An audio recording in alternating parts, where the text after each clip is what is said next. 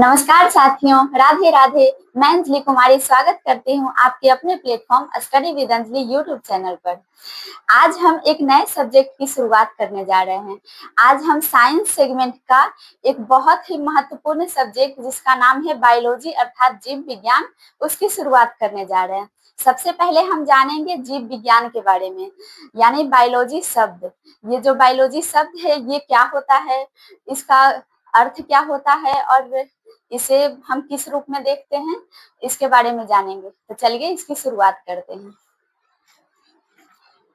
सबसे पहले हम जानेंगे बायोलॉजी के बारे में। यह बायोलॉजी का इंट्रोडक्शन क्लास है, first class of introduction class.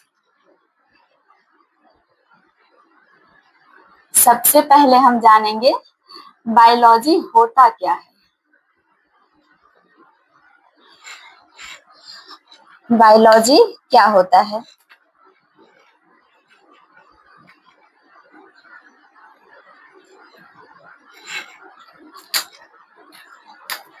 यह जो बायोलॉजी शब्द है यह दो शब्दों से मिलकर बना हुआ है। बायोलॉजी वर्ड दो अलग अलग वर्ड से मिलकर बना हुआ है। पहला वर्ड है बायो और दूसरा है लोगोस या फिर लॉजी भी कह सकते हैं। बायो और लोगोस और लॉजी। यह जो बायो शब्द है इसका अर्थ होता है, यह जो बायो वर्ड है इसका अर्थ होता है लिविंग। लिविंग यानी सजीव।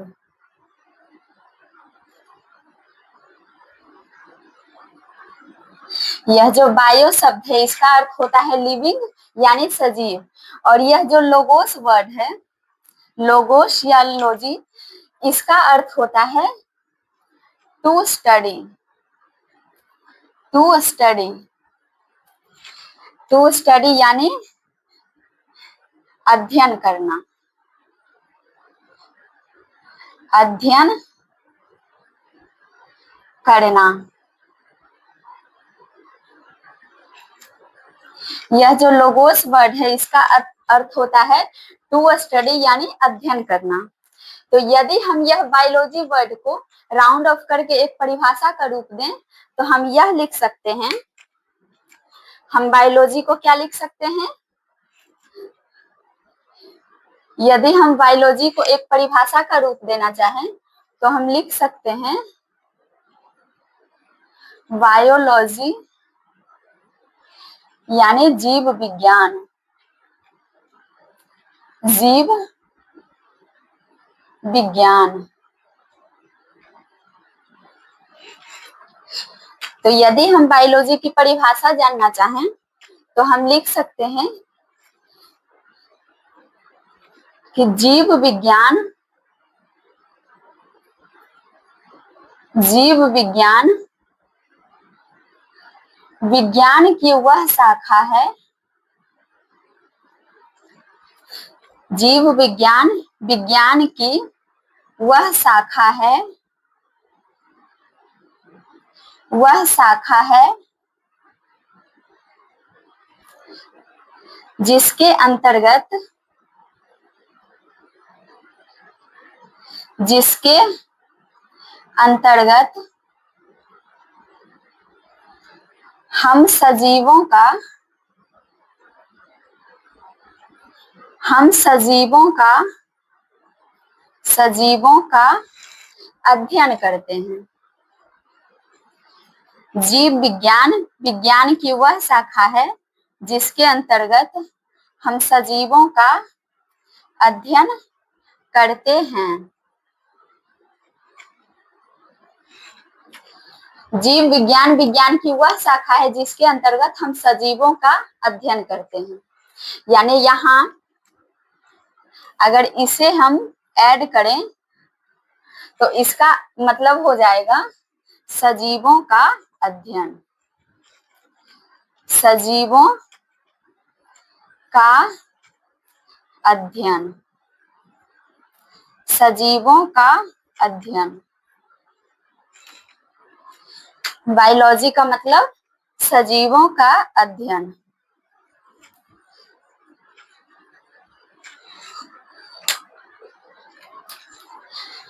अब आपके मन में यह सवाल उठ रहा होगा कि आखिर ये सजीव क्या होते हैं। आप सभी ने बचपन में 6th-7th क्लास में सजीवों की कुछ परिभाषाएं ऐसे पढ़ी थी कि सजीव जो खाना खा सकते हैं, पानी पी सकते हैं, चल सकते हैं, बोल सकते हैं। लेकिन क्या सिर्फ यही क्राइटेरिया सजीवों की विशेषताओं को फुलफिल करते हैं? तो बिल्कुल नहीं, ऐसा बिल्कुल नहीं है। तो चलिए आज हम जानते हैं सजीवों के बारे में। आखिर ये सजीव होते क्या हैं? आखिरकार ये सजीव होते क्या हैं, इसके बारे में जानेंगे।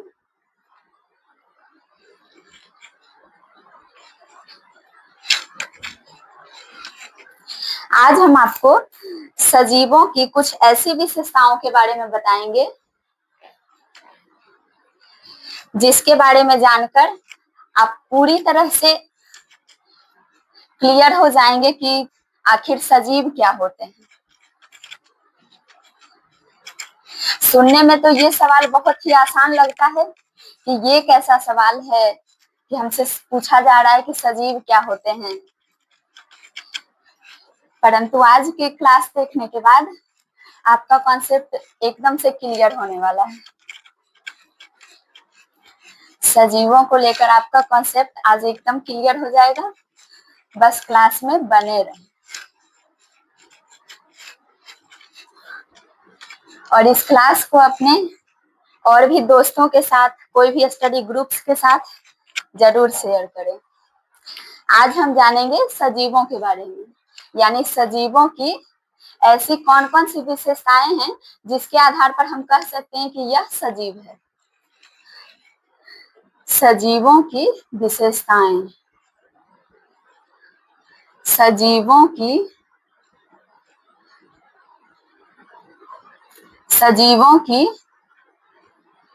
विशेषताएं। आज हम जानेंगे सजीवों की विशेषताओं के बारे में। तो अगर हम बात करें सजीवों की विशेषताओं के बारे में, तो इसमें हम 6-7 पॉइंट ऐसे बताएंगे जिससे कि आपका कॉन्सेप्ट बिल्कुल क्लियर हो जाएगा।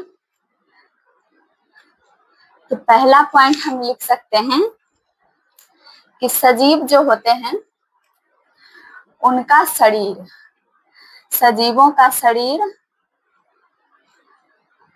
कोशिकाओं से निर्मित होता है। शरीर कोशिकाओं से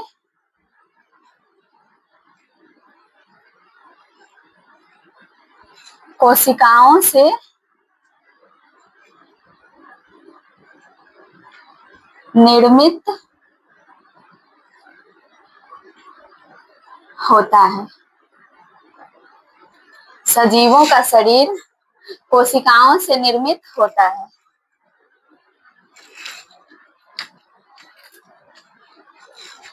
अब यह जो कोशिकाएं हैं, सजीवों के शरीर में जो कोशिकाएं हैं, इन कोशिकाओं के समूहों से उत्तक का निर्माण होता है।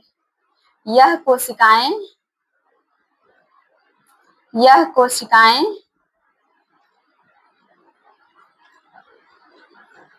उत्तक का निर्माण करती है।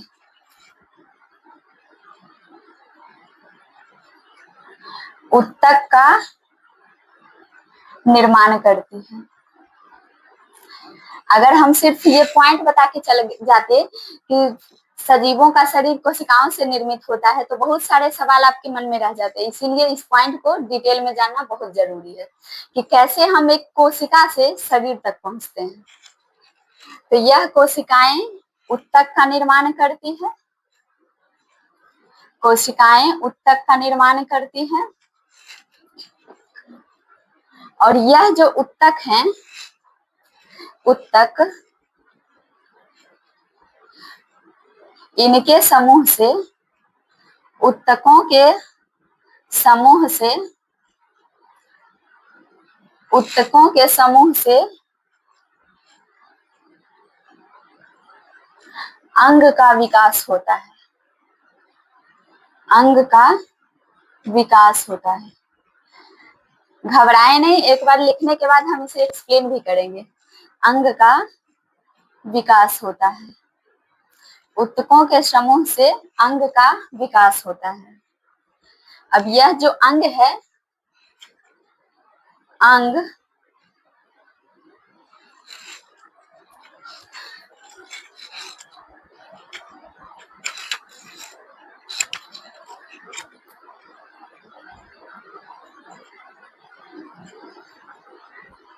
बहुत सारे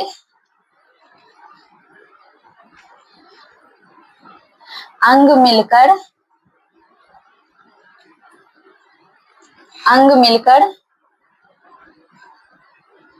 अंग तंत्र का निर्माण करते हैं। अंग तंत्र का निर्माण करते हैं।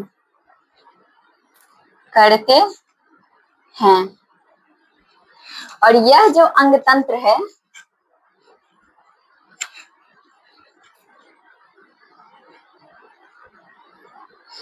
अंग तंत्र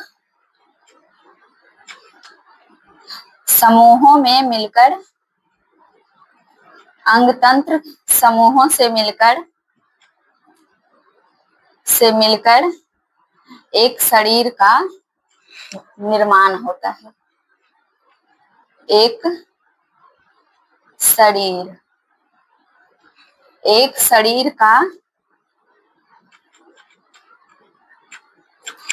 शरीर का निर्माण होता है।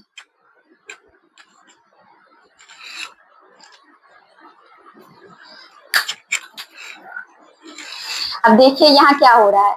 हम चले थे एक कोशिका से। एक कोशिका जो है, वह जब एक कोशिका है तब उसका कोई अस्तित्व नहीं है। लेकिन जब वही एक कोशिका जब बहुत सारी कोशिकाओं के समूह से मिलती है, एक जैसे कार्य करने वाली कोशिकाओं के समूह से मिलती है, तो उससे एक विशिष्ट प्रकार के ऊतक का निर्माण होता है। और जब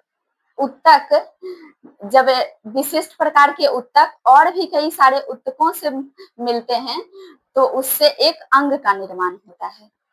और जब बहुत सारे अंग किसी प्रोपर कार्य को संचालित करते हैं, तो उससे अंग तंत्र का निर्माण होता है। और बहुत सारे अंग तंत्रों को मिलाकर एक शरीर बनता है। जैसे कि हम मानव शरीर को ही ले लें, और मानव शरीर में से हम एक कोशिका को ले लें, तो हमारे शरीर में जो एक कोशिका है, उससे हमारा अस्तित्व नहीं गिना जा सकता।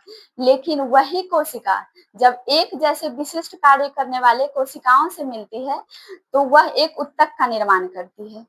और जब एक ऊतक बहुत सारे ऊतकों से मिलकर एक अंग का निर्माण करते हैं, जैसे कि हम बात करें अपने पाचन तंत्र का, तो हमारे पाचन तंत्र में बहुत सारे अंग कार्य करते हैं। मुख, दांत, जीभ, फिर अगर अंदर जाए तो छोटी आंत, बड़ी आंत, बहुत सारे अंग हैं। तो इतने सारे अंग मिलकर फिर एक अंग तंत्र, यानी जिसका नाम है पाचन तंत्र, उसका निर्माण करते हैं। और सिर्फ एक पाचन तंत्र से हमारा पूरा शरीर नहीं बना है। हमारे शरीर में और भी कई सारे अंग तंत्र हैं, जैसे पाचन तंत्र हो गया, श्वसन तंत्र हो गया, उत्सर्जन तंत्र हो गया। तो बहुत सारे अंग तंत्रों के निर्माण से हमारा पूरा शरीर बनता है।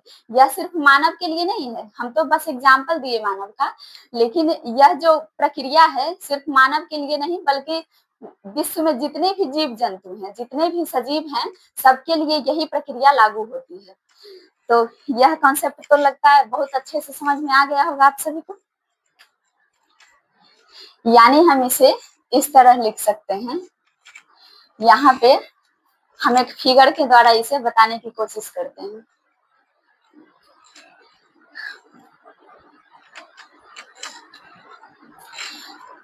मान लीजिए कि यह एक हमारी कोशिका है।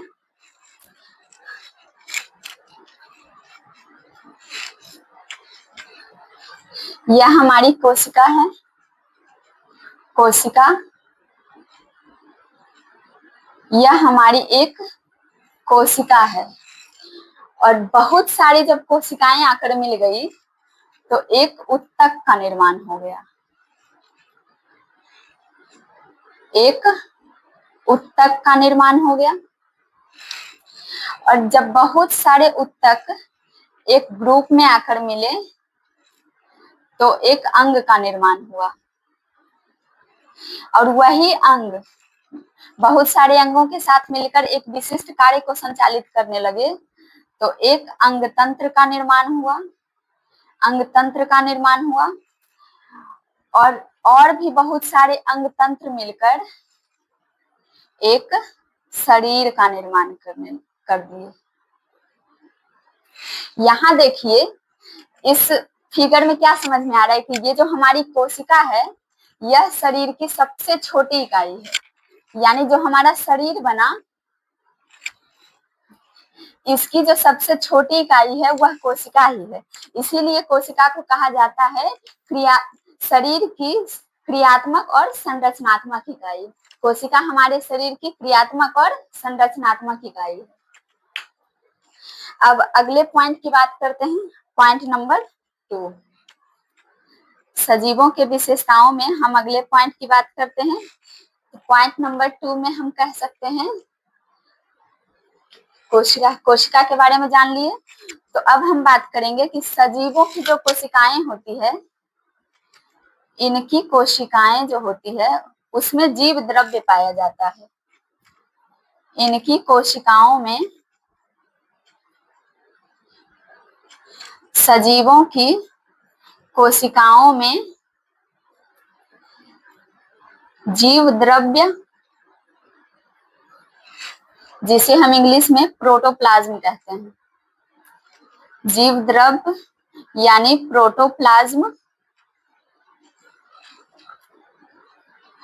पाया जाता है, पाया जाता है। इनकी कोशिकाओं में जीव द्रव्य पाया जाता है। अब जीव द्रव्य क्या होता है यह हम बहुत डिटेल में आगे पढ़ने वाले हैं, लेकिन ब्रीफली हम यहाँ समझ लेते हैं कि जीव द्रव्य के कुछ भाग होते हैं। जीव द्रव्य के कुछ भाग होते हैं, इसे हम समझते हैं। तो जीव द्रव्य के मुख्यतः 2 भाग होते हैं। जीव द्रव्य की बात की जाए तो इसके मुख्यतः 2 भाग होते हैं। पहला भाग इनका है ठोस भाग। पहला है ठोस भाग जो कि ठोस अवस्था में, ठोस रूप में होता है, और दूसरा भाग है तरल जो कि लिक्विड फॉर्म में होता है, तरल भाग। जीव द्रव्य यानी प्रोटोप्लाज्म का एक भाग है ठोस भाग और दूसरा है तरल भाग। तो ठोस भाग में क्या आ जाएंगे, ठोस भाग में सारे कोशिकांग आ जाएंगे, यानी एक कोशिका के अंदर कौन कौन सी चीजें पाई जाती है उसे हम कोशिकांग कहते हैं। कोशिकांग यानी कौन कौन कोशिका के अलग अलग पार्ट होते हैं उसी को हम कोशिकांग कहते हैं। इसे इंग्लिश में सेल ऑर्गेनल, सेल ऑर्गेनल कहते हैं। और तरल भाग जो होता है इसके भी 2 भाग होते हैं। प्रोटोप्लाज्म का जो तरल भाग होता है इसके भी 2 भाग होते हैं। पहला भाग है कोशिका द्रव्य। पहला भाग है कोशिका द्रव्य जिसे हम साइटोप्लाज्म कहते हैं। कोशिका द्रव्य यानी साइटोप्लाज्म, कोशिका द्रव्य यानी साइटोप्लाज्म। और दूसरा होता है केंद्रक द्रव्य। तरल भाग में दूसरा होता है केंद्रक द्रव्य जिसे हम न्यूक्लियोप्लाज्म कहते हैं। केंद्रक द्रव्य को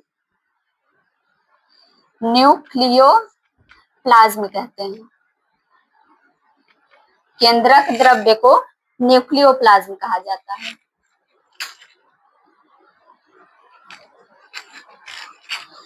अब हम आगे इसकी विशेषताओं में तीसरे पॉइंट से पढ़ेंगे।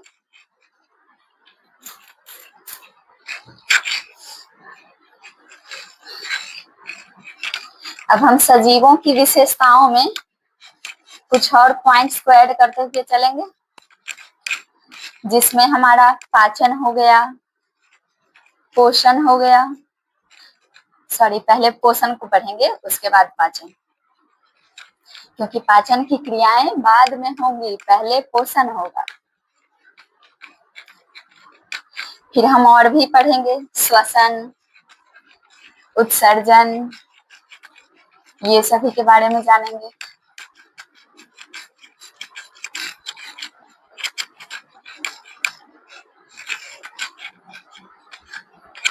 ये फिगर थोड़ा आप लोगों के स्टैंडर्ड के लायक नहीं था, बट समझने के लिए मुझे लगता है ठीक ठाक था।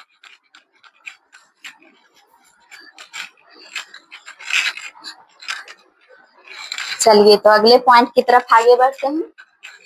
तीसरा, अगर हम तीसरे पॉइंट की बात करें तो तीसरे पॉइंट में हम कह सकते हैं कि जो सजीव हैं वह पोषण करते हैं।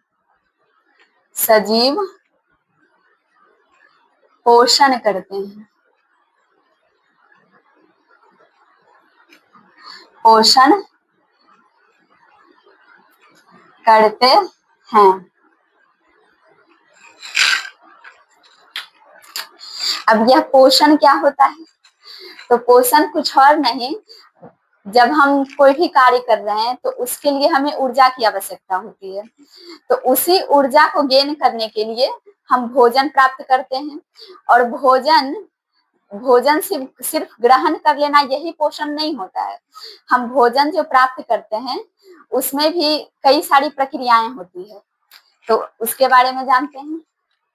सजीव पोषण करते हैं, तो यह जो पोषण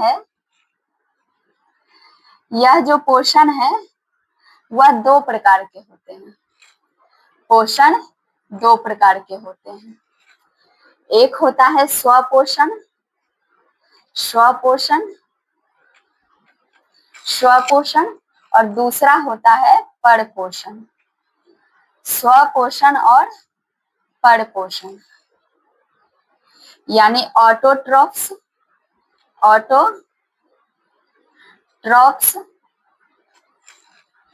और दूसरा हो गया हेटेरोट्रॉफ्स।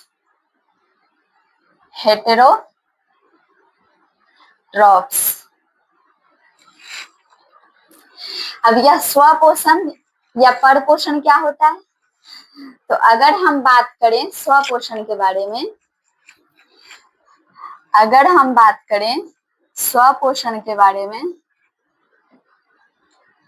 स्वपोषण के बारे में अगर बात की जाए तो ऐसी प्रक्रिया,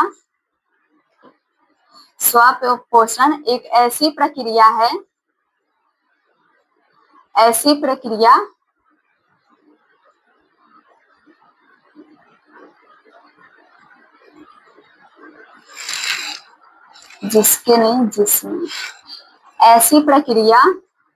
जिसमें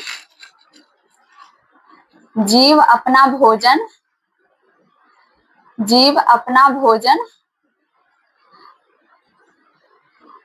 भोजन स्वयं संश्लेषित करता हो,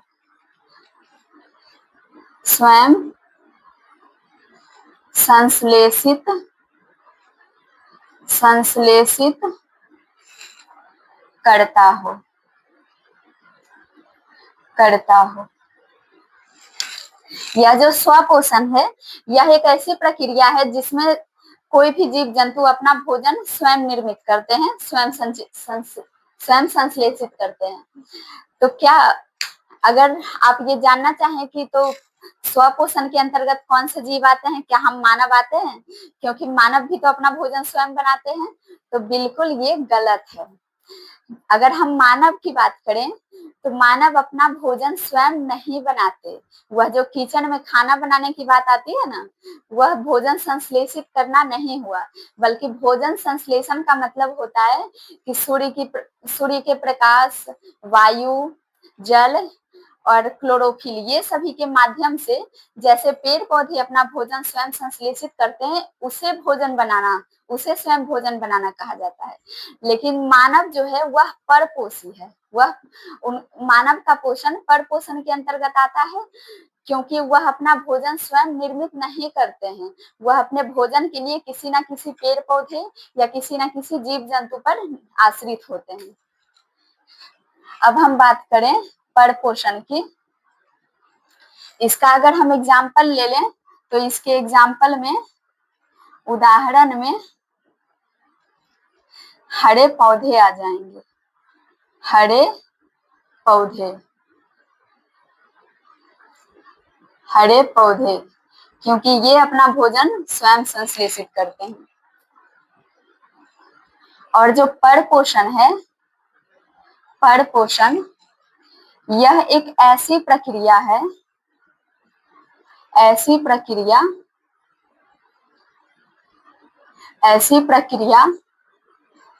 जिसमें जीव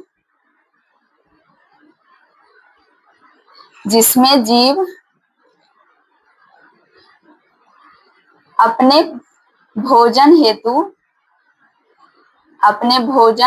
या कह सकते हैं पोषण, अपने भोजन या पोषण हेतु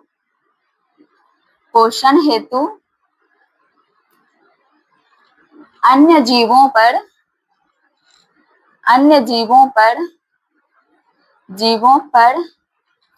निर्भर होता है। अन्य जीवों पर निर्भर होता है, उसे परपोषण कहते हैं। होता है। इसके एग्जाम्पल में सभी जीव जंतु, जिसमें कि मानव भी है, वो सभी आ जाएंगे। अब हम अगली बात करते हैं पाचन की। चौथे पॉइंट की बात करें तो चौथे पॉइंट में पाचन, यानी सजीव जो हैं पाचन करते हैं। ये पाचन करते हैं, डाइजेशन, ये पाचन या डाइजेशन करते हैं। सजीव पाचन करते हैं। अब यह पाचन क्या होता है, यह पाचन क्या होता है, तो इसके बारे में भी जानेंगे। यह जो पाचन है, जब भी हम किसी भोजन को ग्रहण करते हैं तो वह भोजन मतलब डायरेक्टली पच नहीं जाता है, बिल्कुल पूरी तरह से पचता नहीं है। उस भोजन में बहुत सारे ऐसे पदार्थ होते हैं जिसमें अगर कुछ रासायनिक प्रक्रियाएं ना हो तो वह पच ही नहीं सकते। तो यह जो पाचन है, यह कुछ और नहीं, वही भोजन का जो जटिलतम रूप है, उसे रासायनिक प्रक्रियाओं, एंजाइम के द्वारा जो रासायनिक प्रक्रियाएं होती है, उसके माध्यम से सरल अणुओं में परिवर्तित किया जाता है। इसी को हम पाचन कहते हैं। तो यह जो पाचन है, यह क्या है, जटिल भोज्य पदार्थों को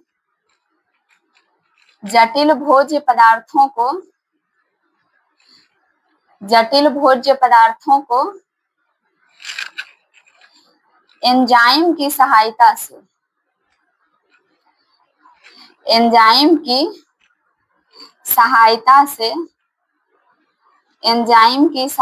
से सरल अणुओं में परिवर्तित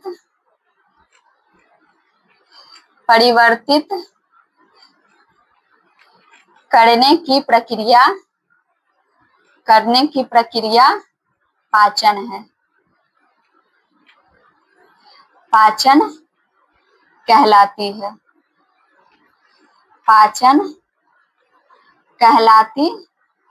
है। अब अगले टॉपिक की बात करें, अगले पॉइंट की बात करें तो अगला पॉइंट है कि जो सजीव हैं वह श्वसन करते हैं। सजीव श्वसन करते हैं, ये श्वसन करते हैं। सजीव जो हैं श्वसन करते हैं।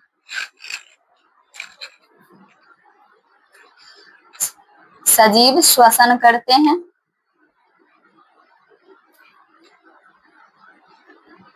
श्वसन करते हैं। श्वसन यानी रेस्पायरेशन। रेस्पायरेशन।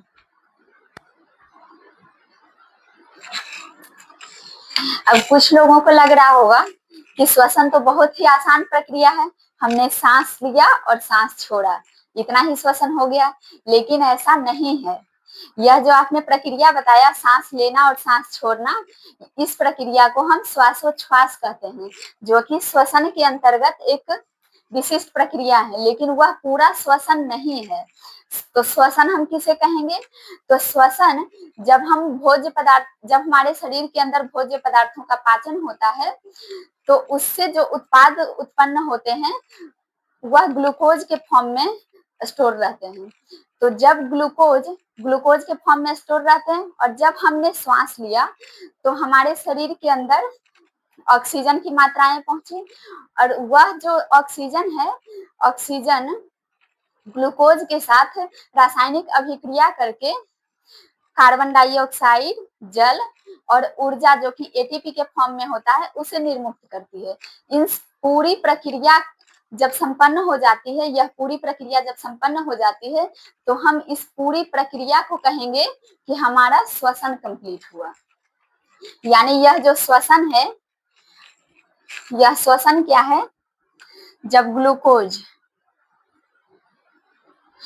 C6H12O6, ग्लूकोज, यह ग्लूकोज का रासायनिक सूत्र है। ग्लूकोज का रासायनिक सूत्र है C6H12O6।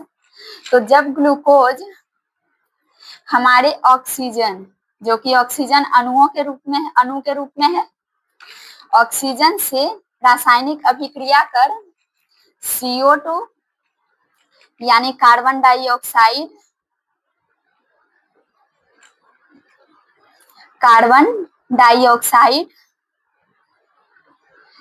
कार्बन डाइऑक्साइड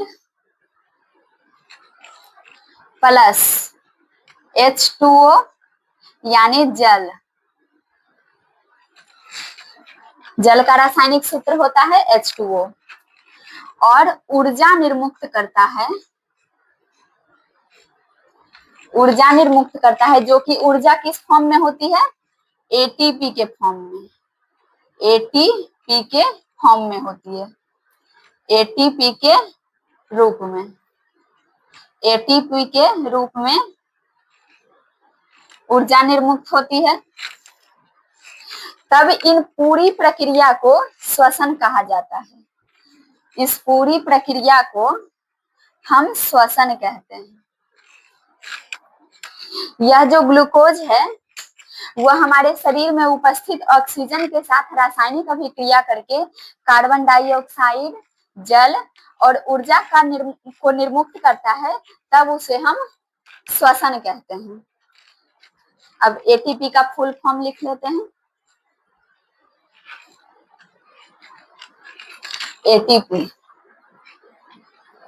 एटीपी का फुल फॉर्म लिख लेते हैं।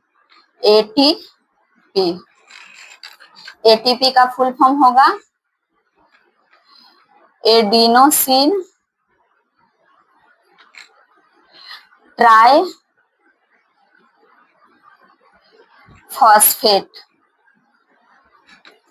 यह फुल फॉर्म भी कई सारे एग्जाम्स में पूछे गए हैं, इसीलिए इसे आप अपने नोटबुक में जरूर नोट कर लें, एडिनोसिन ट्राइफॉस्फेट।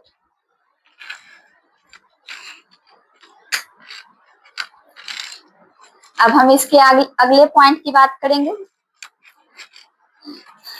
इससे आगे हम और पॉइंट्स की बात करेंगे।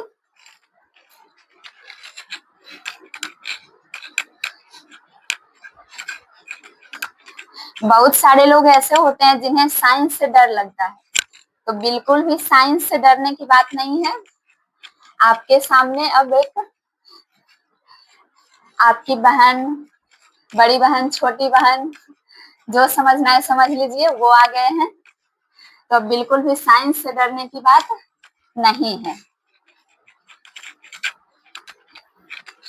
हाँ, ये समझ सकते हैं कि आपके सामने मेरे रूप में एक नया चेहरा है, इतनी जल्दी मुझ पर ट्रस्ट नहीं होगा, लेकिन आप बस मेरे साथ जुड़े रहें। यकीन मानिए, जो क्लासेस मिलेंगी, जिस भी टॉपिक पर क्लासेस होंगी, आपके एग्जाम्स में उस टॉपिक से रिलेटेड कोई भी क्वेश्चंस नहीं छूटेंगे।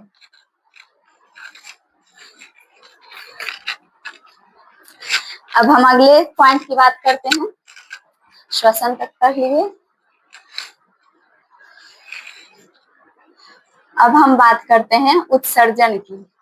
तो ये जो सजीव हैं, यह उत्सर्जन करते हैं, उत्सर्जन करते हैं, उत्सर्जन करते हैं। अब यह उत्सर्जन क्या होता है? तो जब भी हम भोजन को ग्रहण करते हैं, उसका पाचन होता है, तो ऐसा नहीं है कि पूरा का पूरा भोजन हमारे शरीर में पच जाता है।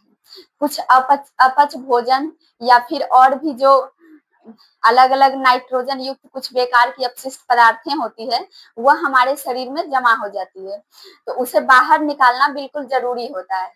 तो उसी प्रक्रिया को, जिस प्रक्रिया के माध्यम से हमारे शरीर से नाइट्रोजन युक्त बेकार की पदार्थें बाहर निकलती है, उन्हें ही हम उत्सर्जन कहते हैं। यह जो उत्सर्जन है, यह नाइट्रोजन युक्त नाइट्रोजन युक्त नाइट्रोजन युक्त अपशिष्ट पदार्थ, नाइट्रोजन युक्त अपशिष्ट पदार्थों को, अपशिष्ट पदार्थों को शरीर से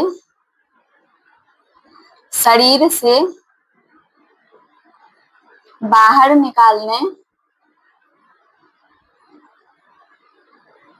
निकालने या शरीर से निष्कासित करने, शरीर से निष्कासित करने की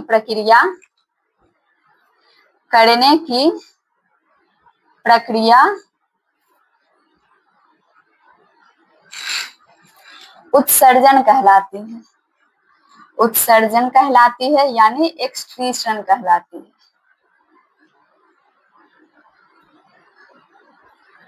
उत्सर्जन कहलाती है। अब अगले पॉइंट की बात करें, तो सजीवों के एक और लक्षण है कि सजीव जो हैं वृद्धि करते हैं, ये वृद्धि करते हैं। अब वृद्धि करने का क्या मतलब हुआ? जैसे कि आप जब से जन्म लिए, तब से आपके शरीर के अंतर्गत कोई ना कोई परिवर्तन देखने को मिलता ही है। और यह परिवर्तन, अब हम अगर परिवर्तन का नाम लिए तो सब लोग सोच रहे होंगे कि जन्म से लेकर पहले हम इतने से थे, फिर बढ़ते बढ़ते आज इतने बड़े हो गए, तो क्या हम और बढ़ेंगे? अगर ये सजीव जो निरंतर वृद्धि करते हैं, तो इस सिद्धांत के अनुसार तो हम जीवन भर बढ़ते चले जाएंगे, यानी हमारी लंबाई बढ़ रही है या हमारा मोटापा बढ़ रहा है। तो बिल्कुल ऐसी बात नहीं है। वृद्धि करने का मतलब यह हुआ, हमारे शरीर में होने वाले, हर स्तर पर होने वाले परिवर्तन को हम वृद्धि कहते हैं। यानी जब से हमने जन्म लिया, तब से हमारे शरीर में कुछ ना कुछ परिवर्तन देखे जाते हैं। आज अगर हम युवावस्था में हैं, तो कल को जाके भविष्य में एक ऐसा समय भी आएगा जब हम बुढ़ापे में रहेंगे, हमारी जो स्किन है वो कुछ अजीब तरह सी हो जाएंगी। तो यही हमारे शरीर में जो परिवर्तन है इसी को हम वृद्धि कहते हैं। तो वृद्धि क्या है? शरीर में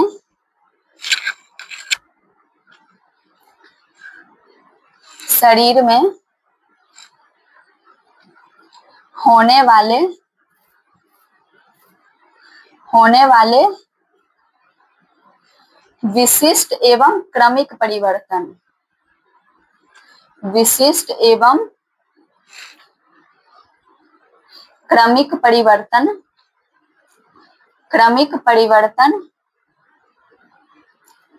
विशिष्ट एवं क्रमिक परिवर्तन को वृद्धि कहते हैं।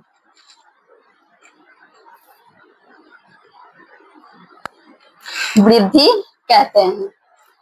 अब अगला और एक लास्ट पॉइंट लिखते हैं कि ये जो सजीव हैं ये प्रजनन करते हैं। सजीव प्रजनन करते हैं। ये सजीव प्रजनन करते हैं।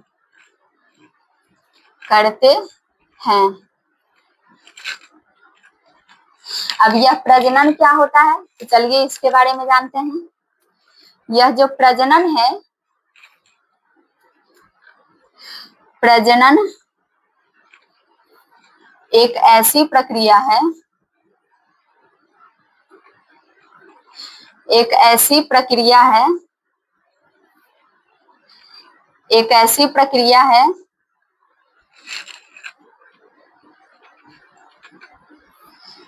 जिसके अंतर्गत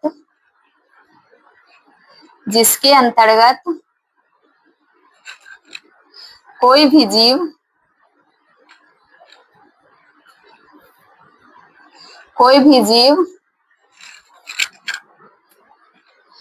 अपने जैसे, अपने समान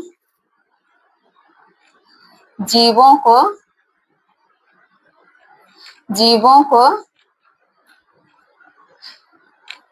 जन्म देते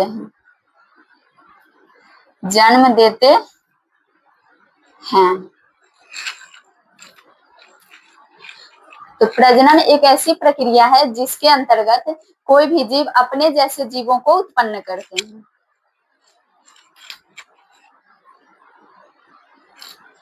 तो आज के लिए बस इतना ही। आप सभी को हमारे सेशंस में जुड़ने के लिए बहुत बहुत धन्यवाद। अगर हमारा सेशन पसंद आता हो तो इसे लाइक करें, अपने दोस्तों के साथ शेयर करें, अपने कोई भी स्टडी ग्रुप्स में शेयर करें और अगर चैनल पर नए हैं तो चैनल को सब्सक्राइब करके बेल आइकन को ऑन कर लें ताकि जब भी हमारी वीडियो जाए तो वह सबसे पहले आपको पहुंचे।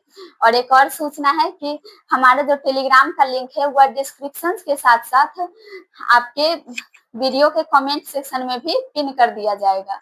तो आप जाकर उस टेलीग्राम से जरूर जुड़ें क्योंकि उस टेलीग्राम में जो भी हम पढ़ाते हैं उसका बोर्ड पीडीएफ जाता है और शाम को क्विज भी उस पर उपलब्ध होते हैं जिससे आप अपनी तैयारी को बेहतर बना सकते हैं। धन्यवाद। राधे राधे। जय हिंद।